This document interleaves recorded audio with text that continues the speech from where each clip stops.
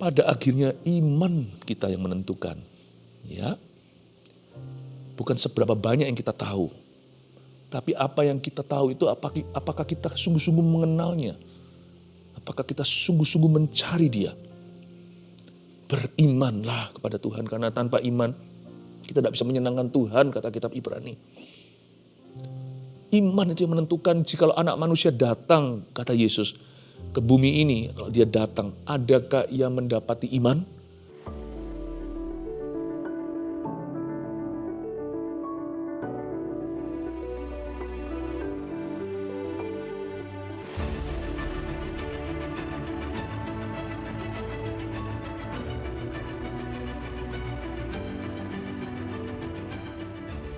Shalom keluarga Saat Teduh Bersama.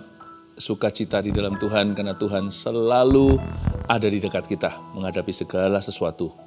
Saya percaya Tuhan hari ini ada untukmu. Jadi jangan sedih, jangan gelisah, jangan putus asa. Masih ada Tuhan. Percaya dengan segenap hati. Iman kami tidak akan seperti layang-layang putus. Kami akan berjalan terus melawan dan menentang arus.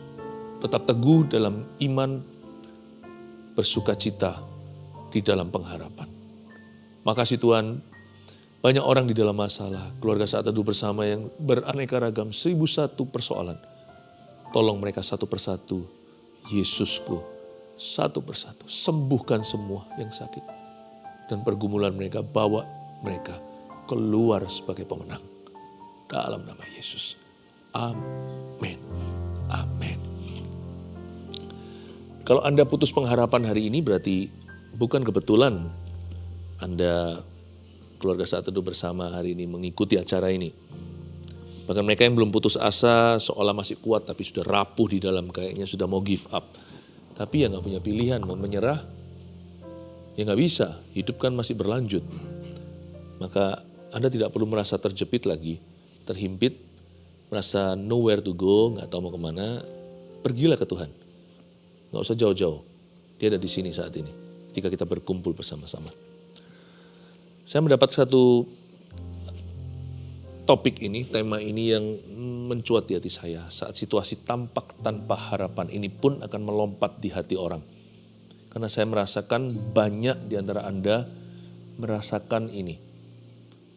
Teguh itu terus ya, ingat, jangan berhenti di sini. Iman itu jangan pernah seperti layang-layang putus. Kita akan belajar dari cerita-cerita kesembuhan di kitab Injil dan bagaimana Tuhan mengubah keadaan mereka. Kita akan baca bersama-sama di Matius 9 ayat 18-26. Anak kepala rumah ibadat dan perempuan yang sakit pendarahan dalam satu perikop ini. Sementara Yesus berbicara demikian kepada mereka, datanglah seorang kepala rumah ibadat lalu menyembah Dia dan berkata, anakku perempuan baru saja meninggal. Tapi datanglah dan letakkanlah tanganmu atasnya, maka ia akan hidup. Lalu Yesus pun bangunlah dan mengikuti orang itu bersama-sama dengan murid-muridnya.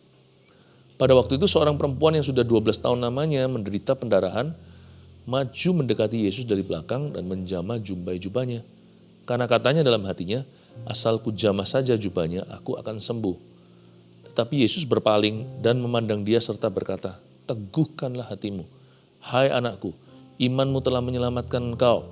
Maka sejak saat itu sembuhlah perempuan itu. Ketika Yesus tiba di rumah kepala rumah ibadat itu dan melihat peniup-niup, seruling dan orang banyak ribut, berkatalah ia, pergilah karena anak ini tidak mati tetapi tidur. Tapi mereka menertawakan dia. Setelah orang banyak itu diusir, Yesus masuk dan memegang tangan anak itu. Lalu bangkitlah anak itu, maka tersiarlah kabar tentang hal itu ke seluruh daerah itu. 2 kasus mujizat dalam satu cerita.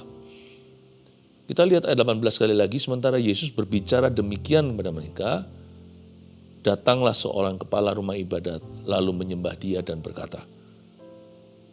Sementara Yesus berbicara seperti misalnya melalui lidah bibir saya, sementara firman dibagikan.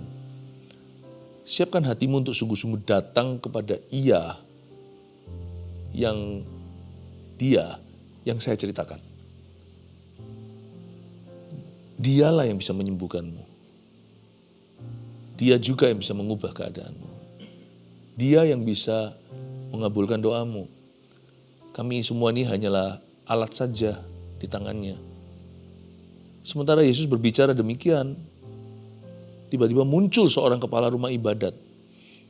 Saya kasih sedikit gambaran. Kepala rumah ibadat itu kerjaannya apa aja. Dia itu adminnya. Dia itu adminnya rumah ibadat. Jadi tugasnya itu mencakup. Dia mesti building maintenance ya. Dia mesti harus maintain atau memelihara gedungnya. Dia pastikan nanti dari waktu ke waktu direnovasi. Jadi dia pasti tinggalnya di dekat sana, atau kalau tidak orang ini dipastori atau tinggalnya ya di gereja. Dia pastikan mana yang retak, dia perbaiki, ya. Lalu habis itu disiapkan untuk hari Sabat akan ada ibadah. Pekerjaannya merangkap juga dia harus mengatur pembicara. Jadi dia ini fasilitatornya. Dia bukanlah pendetanya, tetapi orang yang menjaga. Dia juga menjadi EO, event organizer atau worship organizer-nya. Dia yang memastikan siapa-siapa diundang, nanti schedule atau jadwalnya. Tapi juga ada satu lagi tugas tambahan, hari per hari. Jadi hari biasa, tempat rumah ibadat ini biasanya juga dipakai untuk sekolah orang Yahudi, baik sekolah berbagai macam mata pelajaran, tetapi yang pasti mereka, anak-anak ini disuruh hafalkan hukum Taurat. Maksud saya menjelaskan panjang lebar seperti ini apa? Orang ini sudah biasa tinggal di rumah Tuhan. Orang ini sehari-hari dengar pujian. Dia nggak jauh dari kebaktian. Dia lihat Taurat itu bukan hanya dihafal, tapi diulangi berkali-kali. Ya, dibaca giliran. Jangan sampai karena kita itu sudah tinggal di dalam hadirat Tuhan, Tuhan jadi biasa. Jadi jangan di-set. Hati itu jangan dituning ke arah hanyalah ibadah. Tapi berimanlah seperti kepala rumah ibadat ini. Dia bukan hanya sehari-harinya urusan rohani, tapi dia benar-benar mencari mujizat bagi dirinya. Di sini banyak orang lupa. Mentang-mentang kita sudah tenggelam di dalam air itu, atau diving, atau kita itu sudah menyelam. Lalu kita lupa apa itu basah. Hanya karena kita berada di dalamnya. Jangan sampai yang paling sedikit mengalami pekerjaan Tuhan adalah sang pengkhotbah. Atau sang pendeta. Atau anak pendeta. Atau mungkin bicara tentang full timernya. Yaitu orang-orang yang sehari-hari kerja di gereja. Atau mungkin jemaat yang sudah biasa rutinitas pelayanan. Ingatlah, belajar di kepala rumah ibadat ini dia teladan. Orang ini memang sudah begitu pekerjaan sehari-harinya, tapi waktu Yesus datang, dia langsung cari Yesus. Waktu Yesus ada di situ, sementara yang lainnya belum peka, semua masih menguji-nguji, masih wait and see. Kita tunggu dulu dan lihat dulu nih orang ini gimana. Dia udah beriman pada Tuhan. Tahukah Anda bahwa akhirnya imanlah yang berbicara? Jangan jadi orang-orang Israel yang karena mereka sudah jadi bangsa keturunan Abraham, udah biasa tahu dalam sejarah mereka pekerjaan Allah, malah justru jadi numb atau jadi hilang rasa. Justru mereka tidak bergairah. Belajar dari kepala rumah ibadat ini sesuatu yang bisa kita pelajari, luar biasa sekali teladannya. Orang ini tidak hanya beribadah, tapi sungguh-sungguh beriman. Ini baru namanya tidak memungkiri kekuatan ibadah itu. Jangan sampai kita hanya menjalankannya secara lahiriah. Kita lupa. Alkitab jadi biasa. Kita baca berkali-kali, bosan ini. Kalau sampai ke tangannya orang-orang yang tidak ada Alkitab di negara mereka, di mana Kristen dipersekusi atau dianiaya, ini halaman per halaman bisa diperebutkan. Kalau perlu sobekan ayat itu disimpan dengan nyawa taruhannya. Kita baca, apa ini ya? Pada akhirnya iman kita yang menentukan. Ya. Bukan seberapa banyak yang kita tahu. Tapi apa yang kita tahu itu apakah kita sungguh-sungguh mengenalnya? Apakah kita sungguh-sungguh mencari Dia? Berimanlah kepada Tuhan, karena tanpa iman kita tidak bisa menyenangkan Tuhan, kata kitab Ibrani. Iman itu yang menentukan jikalau anak manusia datang, kata Yesus, ke bumi ini. Kalau dia datang, adakah ia mendapati iman? Ini bukan kedatangan kedua kali. Tapi kalau setiap kali Yesus itu datang, dia hendak bekerja. Apakah dia mendapatkan iman di kalangan anak-anaknya? Sampai-sampai Yesus pun berkata begini, iman seperti ini bahkan tidak kudapatkan di kalangan Israel, ketika dia memuji seorang perwira Itali. Orang asing, dia bukan orang Yahudi, bukan keturunan Abraham, Ishak, Yakub. Tapi dia sungguh-sungguh percaya. Yesus ngomong sepatah kata aja, mempan. Dia bahkan memberikan ilustrasi, saya ini orang bawahan maupun orang atasan, karena dia adalah seorang perwira menengah. Saya ngomong A, jalan tuh, bawahan saya pasti lakukan. Kalau dia disuruh, saya pasti patuh. Yesus berkata, kayak gini gak ada. Gak ada. Apalagi di compare sama Nazaret, tempat kelahiran, tempat Yesus dibesarkan. Di situ Yesus paling sedikit mengadakan mujizat. Karena mereka gak percaya, ini kan anak tukang kayu. Kami tahu ibunya, bapaknya anak Yusuf kan. Saudara-saudaranya, Yakobus, Yudas. Saya tahu semua. Bukankah sistersnya, saudara perempuannya, maksudnya anak Maria dan Yusuf dalam perkawinan mereka. Maka kecewalah mereka. Jangan jadikan Yesus biasa. Jangan sekedar beribadah. Jangan hanya mendengarkan firman. Jangan hanya nyanyi-nyanyi ikut menyembah. Tapi tidak pernah menghayati, tidak pernah sungguh-sungguh berterima kasih. Berimanlah. Tidak ada iman gak bisa. Kita itu masuk dalam kasih karunia. Ayat 18 sekali lagi kita baca. Sementara Yesus berbicara demikian pada mereka, datanglah seorang kepala rumah ibadat lalu menyembah Dia dan berkata, lihat ya kata-katanya, anakku perempuan baru saja meninggal. Tetapi datanglah dan letakkanlah tanganmu atasnya, maka ia akan hidup. Dia beriman, tapi dia gak dari awal beriman. Jadi saya coba beritahu, kasih gambar yang penuh. Menurut saya datangnya dia ke Yesus juga agak sedikit bad timing, atau waktunya kurang bagus. Karena anaknya sudah mati. Apakah dia gak nyampe ke Tuhan itu tepat waktu diakibatkan macet di jalan? Zaman itu gak ada mobil sih. Atau karena mungkin dia gak terpikir harus datang ke Tuhan Yesus, dia berusaha dulu. Ya. Jadi sekalipun kita bisa meneladani imannya, tapi dari awal dia gak sempat datang pada Tuhan ketika anaknya masih hidup sekalipun sakit. Tapi untungnya di dalam kamus Tuhan tidak ada kata terlambat. Jadi Tuhan itu tidak pernah menolak orang yang datang kepadanya di waktu kapanpun. Pagi, malam, early, atau late, awal, dini, atau telat. Bagi Tuhan tidak ada kata terlambat. Anakku perempuan baru saja meninggal. Mungkin saja dia berusaha dulu. Mungkin dia awal-awal ragu. Yesus mau gak ya? Mungkin awal-awal imannya belum bulat. Mungkin awal-awal dia sungkan ngerepoti Tuhan. Atau mungkin bisa jadi kurang percaya di awal mulanya. Tapi at some point, di satu titik ketika sudah kritis sekali, dia tiba-tiba ingat semua yang dia dengar. Semua janji-janji Tuhan di perjanjian lama waktu anak-anak kecil itu gantian membacakan hukum Taurat. Ketika dia ingat Tuhan, dia langsung datang kepadanya.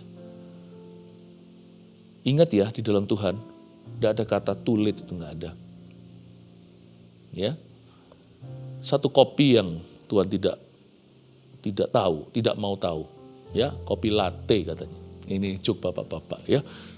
Nggak ada kata late atau terlambat di dalam kamus Tuhan. Lalu Yesus pun bangunlah dan mengikuti orang itu bersama-sama dengan murid-muridnya. You see, Tuhan respon nih ayat 19. Tuhan tidak berkata, kenapa kamu tidak datang lebih awal? Yang penting itu sekarang. Karena itu kita jangan banggakan jasa kita di belakang atau kemuliaan Tuhan. Yang pernah kita alami dulu. Oh, aku dulu dipakai Tuhan sekarang. Yang penting sekarang gimana? Dulu aku berapi-api. Yang penting sekarang apakah engkau suam-suam kuku. Tapi bisa jadi sebaliknya. Dulu kita kurang beriman. Yang penting sekarang beriman gak? Kalau kita beriman pada Tuhan, alamilah kuasanya. Dulu aku ragu. Yang penting sekarang yakin gak? Kalau kita yakin, Tuhan menerima imanmu itu sekalipun imanmu tidak sempurna. Meskipun imannya seolah-olah pas-pasan hanya sebesar biji sesawi. Yang penting ada. Iman itu bukan ukurannya. Yang penting ada imannya. Lalu Yesus pun bangunlah dan mengikuti orang itu bersama-sama dengan murid-muridnya. Dia nggak interview dan mempertanyakan dulu, kenapa nggak dari tadi? Kenapa waktu anaknya masih hidup, kamu nggak cari aku? Kenapa kamu nggak minta tolong sama saya dari depan? Kenapa kalau keadaannya, kejadiannya sudah begini parah atau sudah kelewatan, baru setelah itu kau ingat Tuhan. Tuhan gak pernah gitu. Ingatlah Yakobus berkata, kalau kita kurang hikmat minta sama Tuhan, dia gak pernah mengungkit-ungkit ketika memberikannya. Tuhan tuh gak suka beritahu, dulu kamu. Karena itu jangan pernah banggakan prestasi kita di masa lalu. Yang penting sekarang kita masih jalan dengan Tuhan gak? Apakah kita masih bertumbuh? Apakah kita masih berbuah? Tapi juga tidak perlu kita itu hidup didikte oleh kesalahan kita di masa lalu. Yang penting sekarang bertobat enggak? Apakah sekarang kita hidup baru? Bagi Tuhan yang penting in the now. Lalu Yesus pun bangunlah dan mengikuti orang itu bersama-sama dengan muridnya. Pada waktu itu seorang perempuan yang sudah 12 tahun lamanya menderita pendarahan, maju mendekati Yesus dari belakang dan menjamah jubahnya. Ini kalau saya jadi kepala rumah ibadat saya ngamuk loh. Saya sudah antri dulu kok tiba-tiba diserobot begini, ini apa-apaan. Menurut saya wanita ini caranya nggak bagus, nggak baik. Mungkin dia desperado ya, mungkin dia itu sangat-sangat putus asa ya. Orang yang desperate kan nggak bisa diajak ngomong ya, nggak bisa diajak nggak bisa diajak rasional. Perempuan itu tiba-tiba gitu aja, nyerobot, ngekat. Ya dia 12 tahun menderita pendarahan. Mungkin dia merasa diri paling parah, padahal ada yang lebih parah. Kepala rumah ibadat ini, anaknya sudah meninggal dunia. Kita belajar dari perempuan ini, jangan selalu kita merasa kebutuhan kita paling mendesak. Kebutuhan orang lain juga sama mendesak jikalau bukan lebih mendesak. Tapi waktu kita alami kan kita selalu merasa diri sendiri paling malang di seluruh dunia.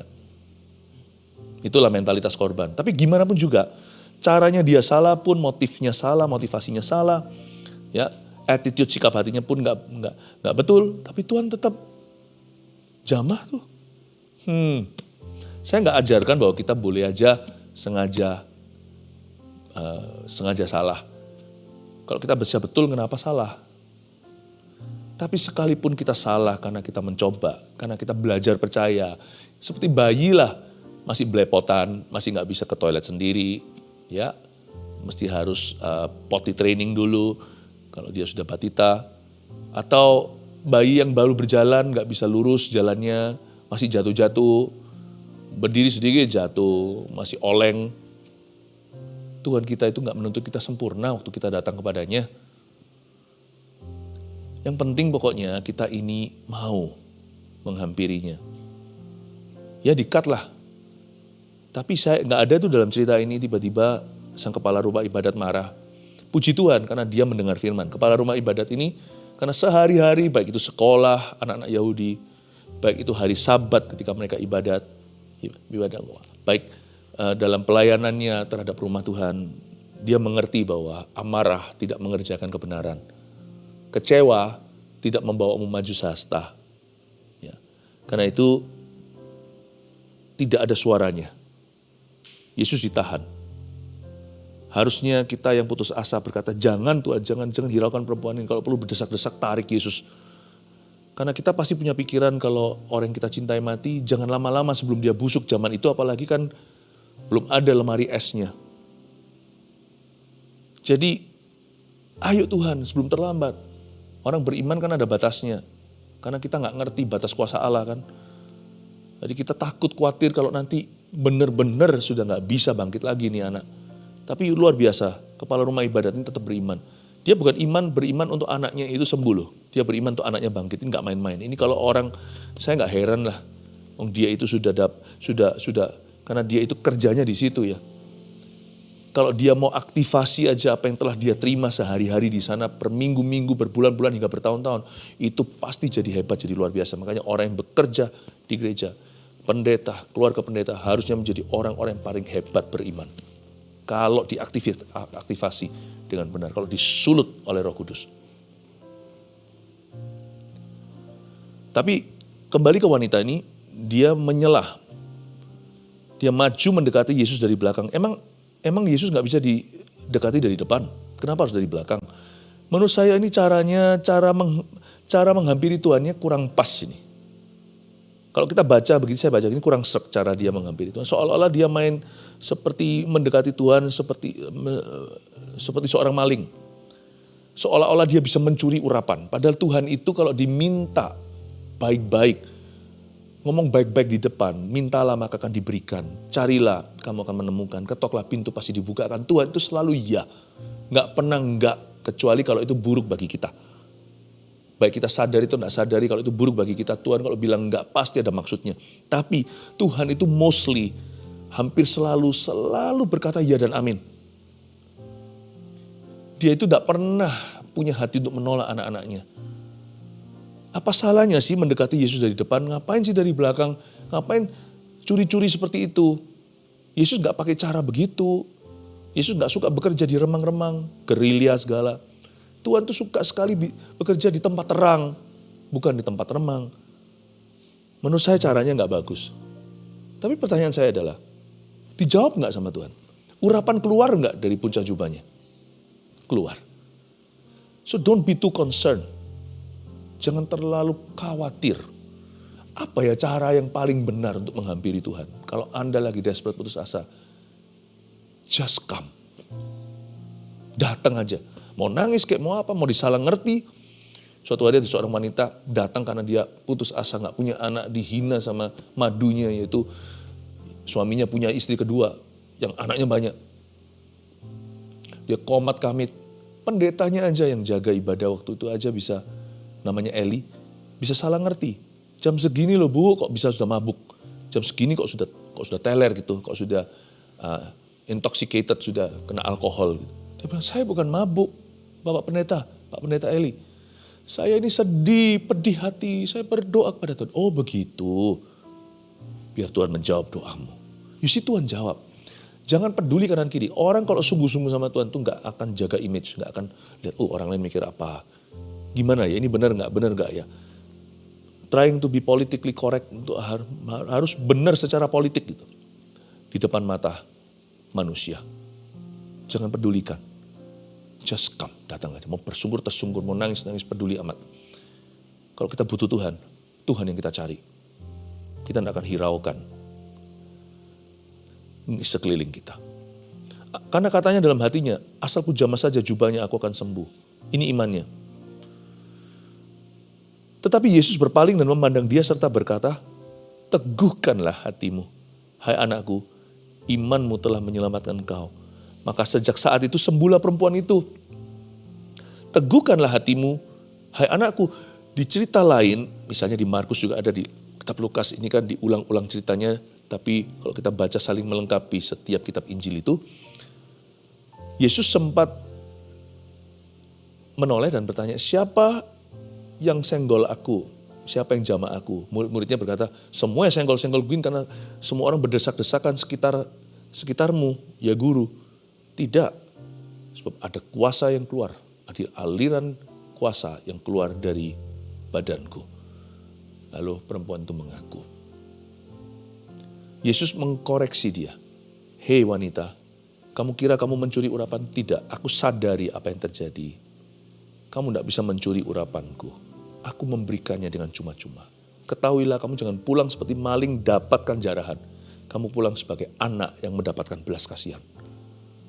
Kamu pulang itu tahu bahwa ini disengaja. Dan ini bukan karena kamu hebat bisa memegang puncak jubah. Ini karena aku kasih, aku tahu bahkan ketika kau mencoba mencurinya. Dan aku izinkan kamu untuk mencurinya daripadaku.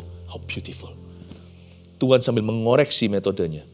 Tapi Tuhan kabulkan permintaannya. Tuhan gak menunggu dia betul dulu. Tuhan jamah dulu lalu betulkan dia. That's your God. Itulah Tuhanmu. Makanya di sini dikatakan, di kitab Matius dikatakan, teguhkanlah hatimu, hai anakku.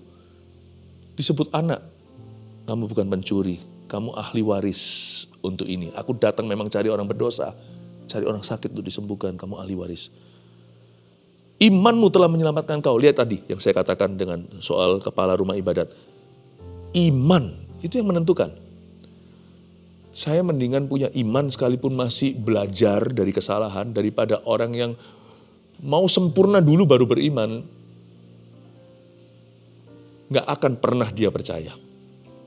Karena dia hanya percaya diri, bukan percaya Yesus. Adakah di antara kita yang harus merasa siap dulu baru mau melayani Tuhan? Merasa hatinya kepingin muji dulu. Sekarang masih penuh keluhan baru kita memuji Tuhan. Kayaknya sepertinya bagus ya melakukan untuk Yesus. No. Kalau kita begitu, kita melakukan untuk diri kita, bukan untuk Yesus. Karena semua tergantung kita, di waktu kita, cara kita. Saya mendingan jadi orang yang beriman namun masih salah-salah. Asal saya nggak salah alamat loh ya, bukan kalau non Yesus saya nggak mau, harus Yesus. Tapi cara saya mungkin masih belajar daripada orang yang mau sempurna dulu baru melangkah. Yesus berkata imanmu. Kalau kepala rumah ibadat tadi agak telat, tapi dia nggak terlambat. Pokoknya yang penting beriman, now, in the now, sekarang. Kalau wanita ini beriman tapi caranya salah, tapi tetap dijawab sama Tuhan karena imannya pada Tuhan. Teguhkanlah hatimu, hai anakku. Imanmu telah menyelamatkan engkau. Kepala rumah ibadat itu juga sama mendengarnya. Bukan pengetahuanmu akan Tuhan yang menyelamatkanmu. Bahkan pelayananmu, bahkan bukan. Bukan faktanya bahwa kau bekerja atau berada di dalam gereja atau lahir sudah Kristen. Bukan. Imanmu kepadaku. Iman kata aktif, itu yang menyelamatkan engkau. Itu kepala rumah ibadat pasti langsung menangkap sesuatu. Dia belum dapat giliran, dapat mujizat. Karena diserobot orang, serobot wanita ini. Tapi wanita ini juga belajar sesuatu. You see, sekalipun kamu masih salah-salah, tapi imanmu kepadaku itu. Karena kau percaya aku sanggup menyembuhkanmu. Imanmu itu yang menyelamatkanmu. Ingat ya, at the end of the day, yang menentukan itu I-M-A-N, iman. Itu yang menentukan. Jadi Anda dan saya mau didoakan beribu-ribu orang, juga percuma jikalau yang mendoakan juga gak beriman atau Anda pun tidak beriman ketika didoakan. Imanlah yang membuka pintu kasih karunia Roma 5. Ketika Yesus tiba di rumah kepala rumah ibadat itu dan melihat peniup-peniup seruling dan orang banyak ribut. Waduh banyak lah, yang itu tradisi mereka kan gitu. Berkatalah Yesus, iya, pergilah karena anak ini tidak mati tetapi tidur. Jelas-jelas dia sudah meninggal dunia kok, tapi bagi seorang Yesus, orang mati itu seperti tidur. Bagi manusia, mati ya mati, tidak ada harapan lagi, udah meninggal. Bagi Tuhan, Tuhan melihat dari sisi yang berbeda. Bagi Elia, dia melihat dia satu-satunya yang tinggal di Israel, satu-satunya di Israel yang tidak taat pada Baal. Elia lihat satu arah, yaitu dirinya. Dari sisi Tuhan Allah Israel, dia melihat 7.000 arah. Kau berkata, tutup jalan, gak ada jalan bagi aku. Dari sisi Tuhan, Tuhan sudah melihat 7.000 jalan. You believe in yourself or you believe in your God. Percaya pada Tuhan atau percaya pada dirimu sendiri. Kalau percaya pada dirimu sendiri, kau dan aku hanya lihat satu jalan, itu pun buntu. Aku satu-satunya dan aku pun mau dibunuh oleh si Isabel itu. Dari sisi Tuhan, oh koreksi, ralat-ralat. 7.000 tidak pernah cium kaki Baal. Kau bilang satu, aku lihat 7.000. Mereka lihat 5 roti 2 ikan, Yesus melihat 5.000 orang makan. Beda. Mereka semua tertawakan dia. Terlalu banyak suara tidak percaya, distraksi, ya, dan gangguan. Itu rasa tidak percaya. Itu semua sama Yesus di-clear dulu, dibersihkan dulu. Keluar. Waktu disuruh keluar itu termasuk di sana mungkin anggota keluarga si kepala rumah ibadat, teman-teman handai taulan, teman-teman dekat segalanya. Disuruh keluar semuanya, dia tidak protes. Karena dia sudah melewati perjalanan itu, melihat apa yang Yesus katakan, ya lakukan, dan apa yang Yesus katakan dia dengar terhadap wanita pendarahan itu. Dia berkata, imanmu. Karena dia tahu sekarang dia harus beriman. Dia sudah meninggalkan sekedar, dia sudah meninggalkan fase pertama. di mana dia bersandar pada pengetahuan. Sekarang dia mulai masuk di dalam alam iman. Imanmu telah menyelamatkanmu. Itu dipegang sama dia. Waktu Yesus usir semuanya itu, dia setuju dengan Tuhan. Dan di sanalah Yesus sendirian dengan keluarga ini. Setelah orang banyak itu diusir, ayat 25, Yesus masuk dan memegang tangan anak itu. Lalu bangkitlah anak itu. Tidak berhenti sampai orang-orang ini disuruh keluar. Yesus lanjutkan sampai terjadi mujizat. Setelah orang banyak itu diusir, maka kepala rumah ibadat mempersilakan Yesus untuk masuk ke dalam kamar di mana anak itu berbaring, tak bernyawa, udah dingin semua. Lalu bangkitlah anak itu waktu dijamah oleh Yesus. Imannya kepala rumah ibadat ini diuji saat dia diserobot oleh seorang wanita. Tapi dia lanjut beriman, dia gak putus asa, gak apa-apa. Sebentar lagi Yesus sudah kelar dengan perempuan ini. Aku akan terus beriman. Jalan lagi, kelihatan orang-orang yang peniup seruling. Yesus usir, mereka protes. Ketawain Yesus, tertawa. Si suasananya gak enak. Jadi yang namanya si suasananya itu mengejek Yesus, menghina. Di situ dia tetap kuatkan imannya lagi. Aku tidak boleh berhenti sini. Teguh itu terus. Imanku gak boleh putus sampai di tadi aja saya gak bisa. Iman saya gak bisa dibatalkan karena diserobot oleh seorang lain. Sekarang di sini waktu saya lihat semua tetanggaku ketawa. Semua menghina Yesus. Saya akan lanjutkan tetap beriman. Saya tidak akan terbawa dengan ketidakpercayaan mereka. Semua orang di sisi sana menertawakan Tuhan. Aku harus ada di sisi sini. Beriman kepada Tuhan. Ini kepala rumah ibadat ini mengalami mujizat yang besar. Tapi imannya diuji di setiap stase-stase, di setiap stages atau di setiap fase-fase itu. Maka tersiarlah kabar tentang hal itu ke seluruh daerah itu. Saya kasih 4 poin sebagai untuk merangkumkan yang kita pelajari. Bagaimana kita beriman pada Tuhan saat situasi kita tampak tanpa harapan. Nomor 1, jangan hanya beribadah tapi berimanlah. 2, tidak ada kata terlambat dalam Tuhan.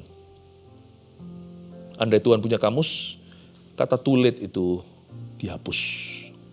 3, jangan terlalu hiraukan cara terbenar untuk ambil Tuhan. Yang penting datang. 4, beriman teguh itu artinya apa sih? Iman teguh itu apakah perasaan? Mantap gitu. Atau orang-orang hari-hari ini anak-anak muda katakan mantap betul. No. Nggak ada hubungan dengan perasaan. Beriman teguh itu sama dengan inilah artinya. Artinya berharap terus. Diganggu, ini diserobot, berharap lagi terus. Faktanya beda. Semua orang nggak percaya. Mayoritas kecuali dirinya. Semua menertawakan Yesus. Dia berharap terus. Semua orang berkata percuma. Sudah di sini kamu mati, kamu nggak bisa apa-apa, nggak ada jalan lagi, jalan buntu, bangkrut total. Mana ada yang bisa nolong kamu? Dari mana pertolonganmu? Kita memilih untuk berharap terus. Iman itu kadang-kadang nggak terasa seperti iman. Iman itu sebenarnya lebih tepatnya ada nggak ada. Apakah di hatimu masih berharap kepada Tuhan? Kalau masih berharap, berarti masih ada iman. Iman adalah dasar dari segala sesuatu yang kita harapkan. Di mana ada harapan, berarti iman masih hidup di dalam hatimu. Gak usah diukur seberapa besar. Sebesar biji sesawi aja, sudah cukup bagimu. Beriman teguh itu artinya berharap terus. Jangan mati pengharapan. Jangan putus pengharapan. Waktu kita melihat situasi kita tampak tanpa harapan, justru kita harus makin berharap kepada Tuhan. Iman kita tidak boleh seperti layang-layang putus. Amin. Saya bacakan kesaksian-kesaksian yang sudah dituliskan untuk keluarga Saat Teduh ya. Terus kirimkan kesaksian itu, karena ini adalah makanan rohani juga buat semua anggota Saat Teduh bersama yang lainnya. Christian Yuli Hartanto dari Solo. Saya ingin bersaksi tentang pergumulan visa Portugal saya yang akhirnya di-approve. Pada tanggal 6 Mei, saya mendapat rema dari Pastor Philip di Saat Teduh bersama dengan judul Percaya Tuhan Saat Habis Akal.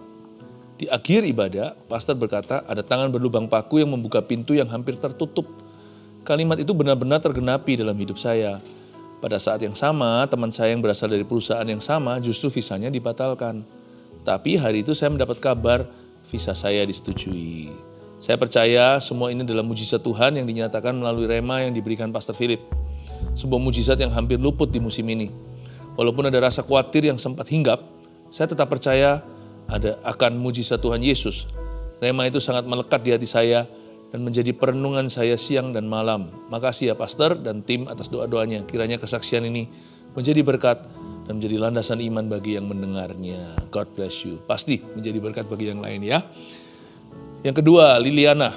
Hampir 3 bulan saya tidak mengikuti saat teduh bersama secara langsung. Jadwalnya selalu bentrok dengan waktu menidurkan anak saya yang baru masuk kelas 1 SD. Sehingga saya hanya menonton ulang keesokan paginya. Tanggal 24 Juni kemarin, sepulang olahraga, kepala saya terasa pusing.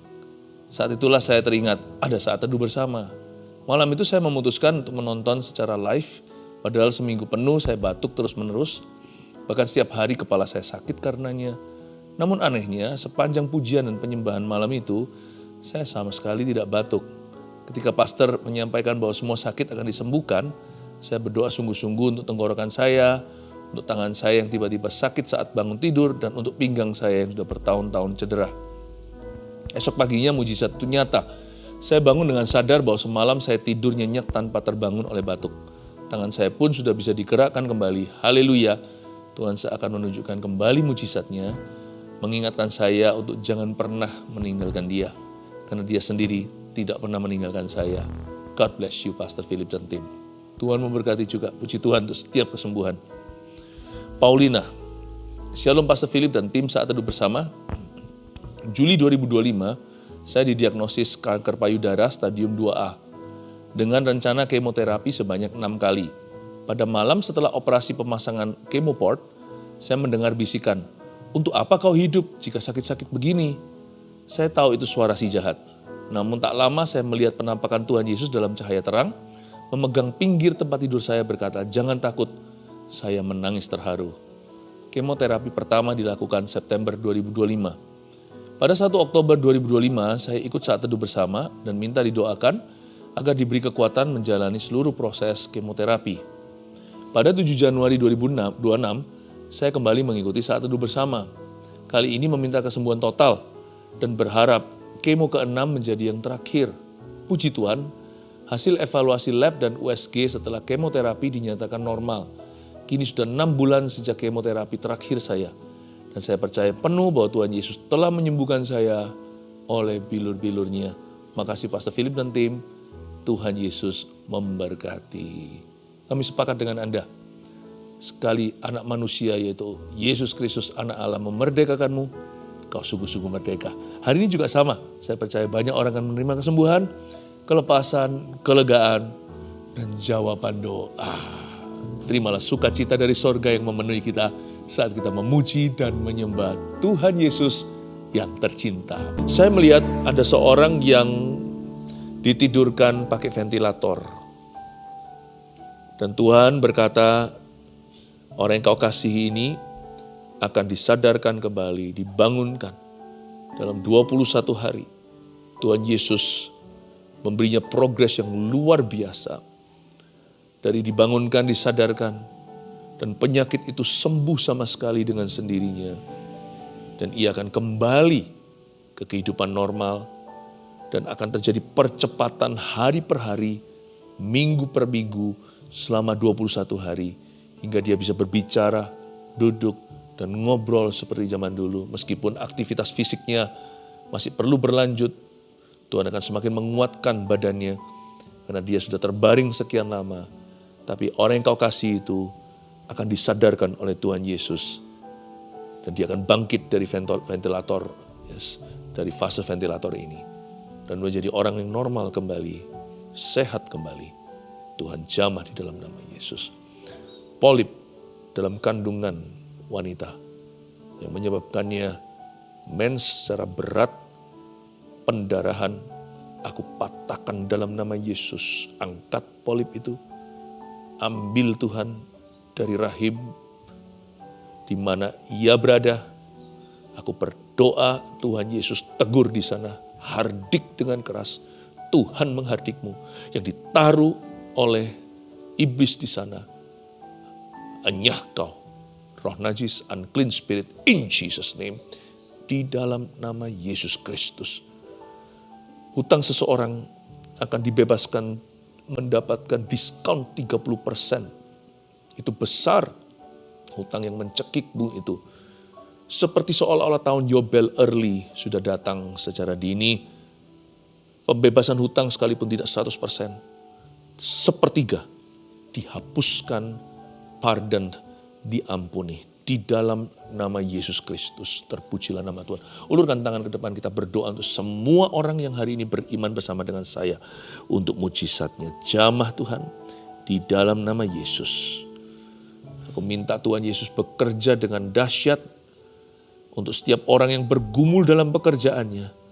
Hamba minta sebuah mujizat untuk mereka. Iman mereka tidak sempurna, aku jamin itu Tuhan.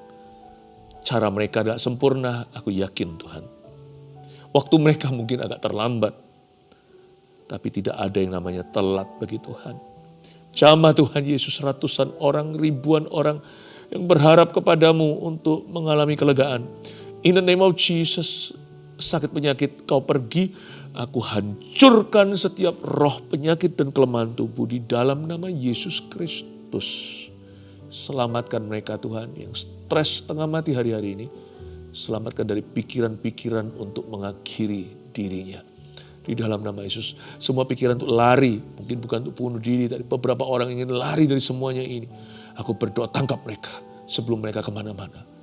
Sekarang jamah. Saya bisa mendengarkan seperti ada suara tangisan terseduh-seduh orang yang dijamah Tuhan saat ini.